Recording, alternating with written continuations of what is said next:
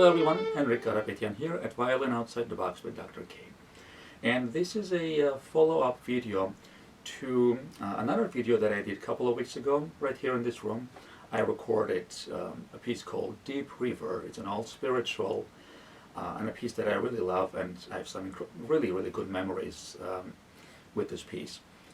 And in that little performance, it's actually already on YouTube, I used a number of little tricks and kind of expressive little tools that I think make performances of this kind of pieces very interesting, very expressive. And I want to share my little experience with you, my knowledge. All these tricks, all these expressive little devices that I've come up throughout years of playing classical and non-classical music. This is not something that you will learn in a conservatory while studying the Mendelssohn or Sibelius concertos. It's rather something that comes with life, with experience in performing career, and I would like to share it with you, especially since I've actually been asked to do it by a couple of people already.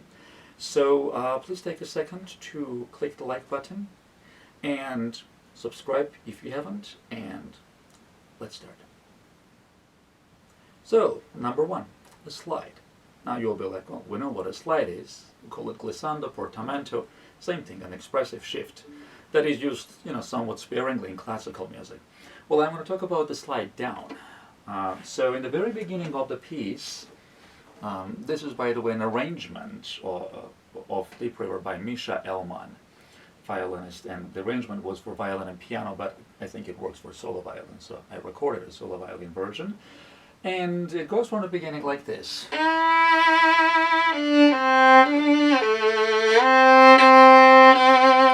You slide up to a C, and then a slide down. So to do a slide down, I basically start that note, in this case an up bow, already on that note, and then do the slide during that note.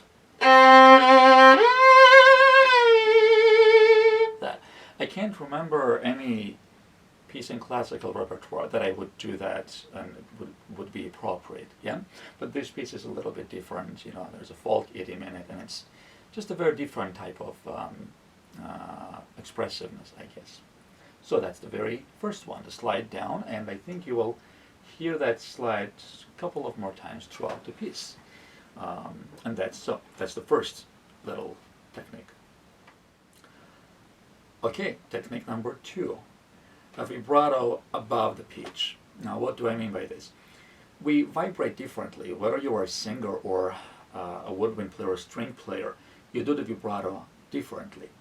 For a violinist, for example, the vibrato is a change of a pitch, is a wavering of a pitch up to the pitch. So if I'm vibrating an A, it'll be A and kind of a little, G sharp, yeah? So the pitch goes, the note, the wavering goes below the pitch and up to the pitch usually. When you play above the pitch, it can sound a little bit ugly. And it's very strange because pretty much all the singers, all the vocalists actually vibrate above the pitch, if you think. Try to sing it now. I won't do it, but try to sing like a really long note, and you'll see what I mean.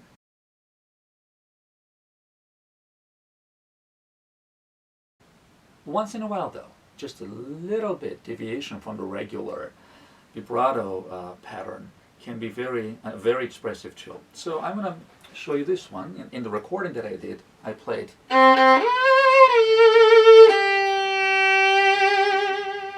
So that's the G. In the beginning, I'm holding it without vibrato, just to actually increase the effect of that wrong vibrato.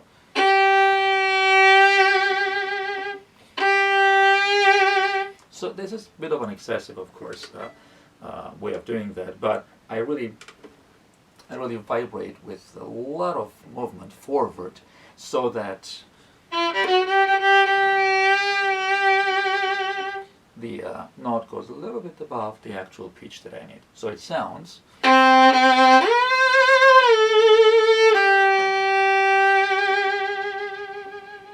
Yeah, it has its own little expressive, effect. Number 3, bending of the note, bending of the pitch. So imagine just holding the note and then changing the sound just a little bit, usually down, and then bringing it up again.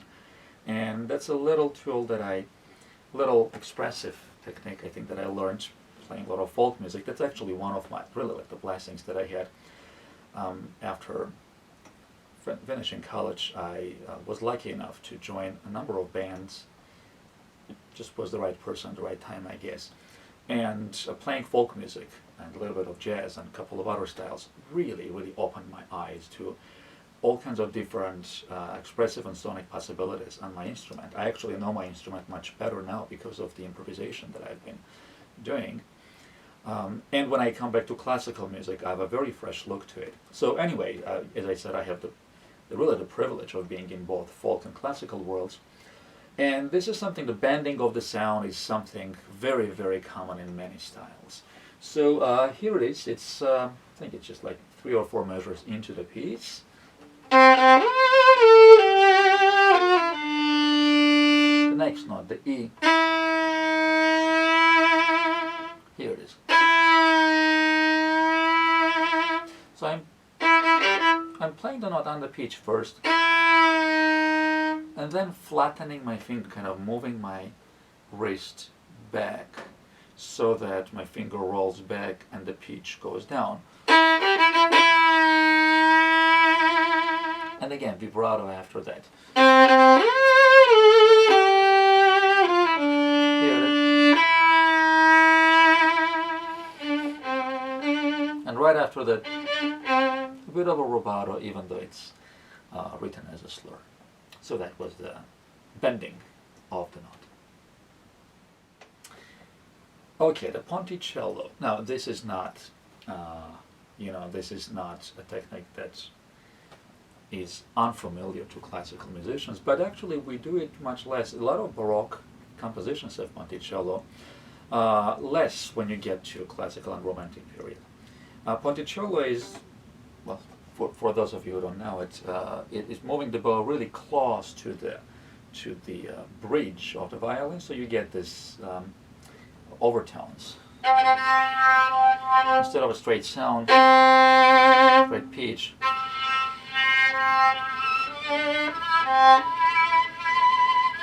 you get this kind of whispery, very interesting quality sound from the violin. And I use that a lot at the end of the notes when I'm doing diminuendo, just to increase the effect of the dying sound. I'll be also doing a bit of ponticello. So I use that at the end of the first phrase in the piece. And again, you can always hear it on recording. By the way, the link is attached if you want to listen to the recording at any time. It's right there. It's below in the description. Here it is. I'll play that.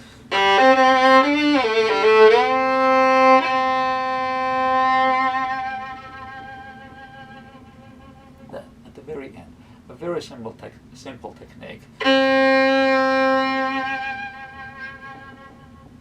Just makes everything just so much more interesting, I think. Number 5, although it's kind of continuation of number 4, starting a sound like that with a ponticello. Right after that note, I start where I left it off.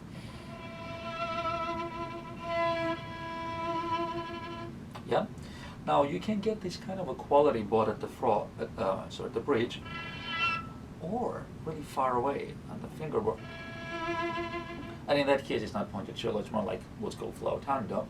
Yeah. So you can achieve this effect of whispering sound coming from very far. Almost kind of a crying, sobbing sound.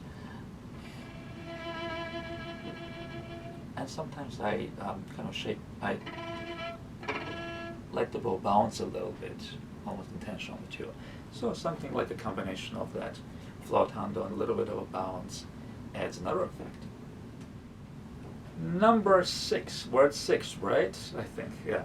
Well, 6 or 7, doesn't matter. I'll call it 6. This one, I have to talk about shifts a little bit. It was it was very common in the past, when I say past, late 19th century, beginning of 20th century.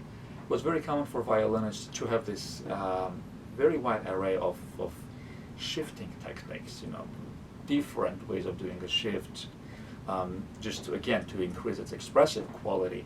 And then it was somewhat forgotten or neglected a little bit. I love listening to this great violinist and composer, George Enescu, one of the great musicians of 20th century. Violinist, pianist, composer, an incredible individual. When you hear him play, the myriad of different shifts that he does is just, you can't stop learning. Everyone is different. I've actually learned this technique from him, from listening to his recordings, and it is shifting. Yehudi Menuhin does that too a lot. So if I'm going from, let me see what the notes are. Yeah, I have an A and a C. Yeah, simple shift from first position to third position. Yeah. Instead of just doing a regular shift, I would go. It's like I shift to the second position, then to third. I'll do it slowly. Yeah. I practice one finger scales a lot, just to improve my shifting ability in general. And this is where it actually comes very handy. So in the context, it sounds like this. Where is that? Yeah, in the piano section.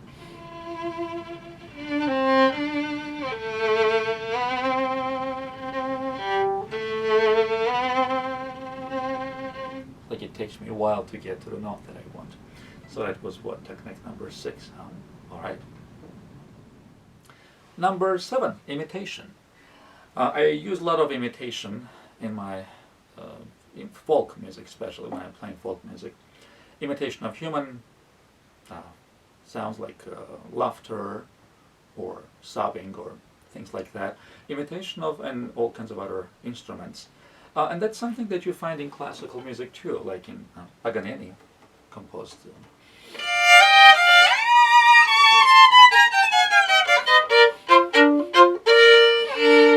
Caprice number 13, where he's imitating a laughter, right?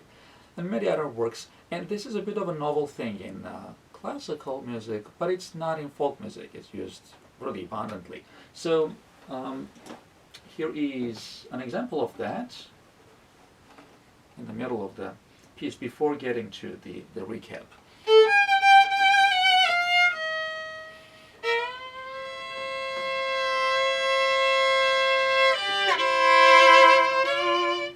Imitation of a harmonica there. An instrument that would definitely be used to accompany a piece like this, right? Right here. And I do it by playing a double stop. I'm just sliding the lower note up a little bit.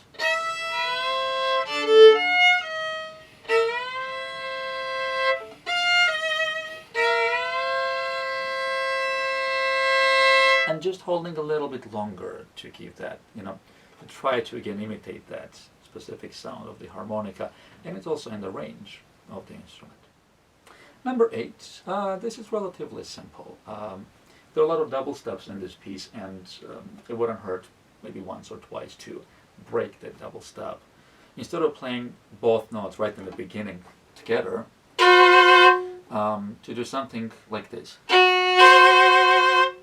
Just the bottom note and then the 2 together only after that. And it comes, I'm looking here because I have the score here.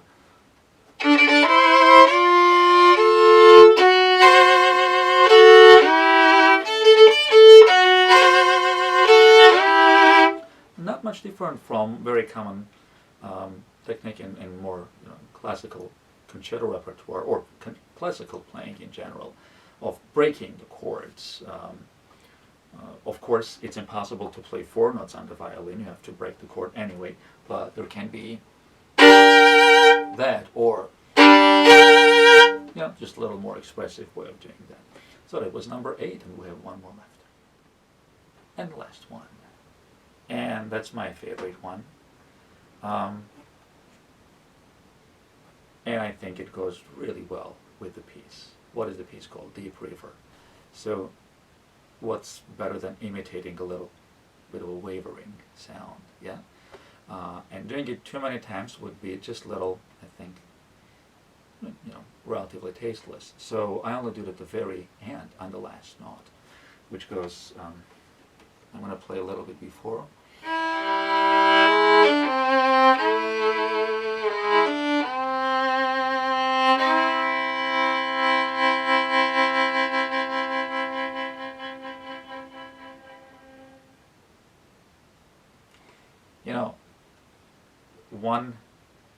One of my performances, that when I played this it was in a retirement house, and these are places where people are really the most appreciative of the music that you play. A wonderful lady, old lady, told me at the end of the performance that she actually cried, and she said it was that last note. So, man, I'm like, if I can make someone cry with just that one note, then I'm doing something really powerful. So the technique is very simple, really. You use your index finger. You're still like drawing a long note. And just applying a little bit of pressure with the index finger as you go. Without disrupting the natural flow of the down bow, you just, keep pushing the index finger. It's very similar to a technique that I used to practice just to steady my bow.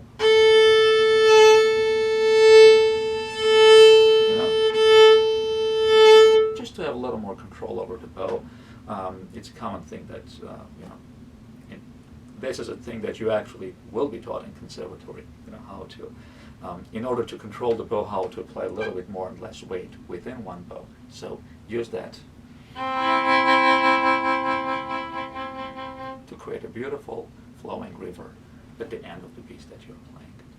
Thank you very much for watching. Again, don't forget to subscribe, and hope this was very helpful. Hope you'll take all of this knowledge, all of these tricks, and make your performance much more expressive. Thank you very much. Until next time, which will be very soon.